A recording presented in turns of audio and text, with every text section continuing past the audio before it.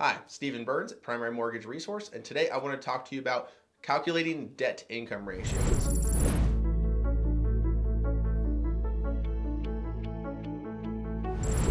So if you've ever looked into qualifying for a mortgage, you've probably heard someone talk about debt-income ratios, and that's how you determine how much an individual can qualify for.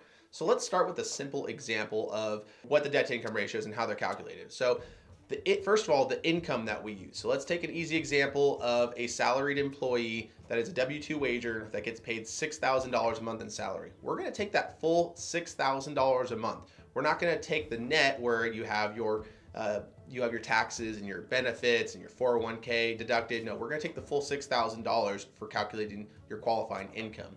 Now, the next step is your total housing expense. So say you're looking to purchase a home and the total housing expense with the mortgage, the principal and interest, the taxes, the insurance, the mortgage insurance, any HOA dues, that is going to count as your total housing expense. So let's just say for this example, you have $6,000 a month in gross income and you have $2,000 a month of housing expense. You take $2,000 and you divide it by the $6,000, and that is going to give you about 33.3% debt to income ratio. That is your housing expense ratio.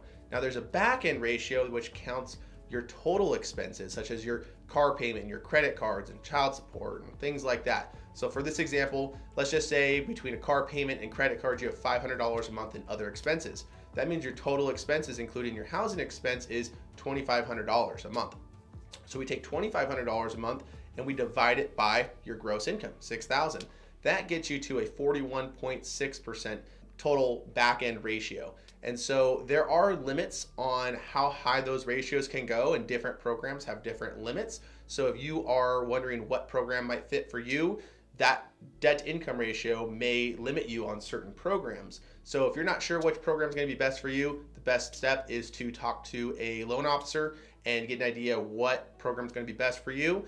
And then you're going to determine, what you can qualify for based on those certain ratios. So any questions, feel free to reach out.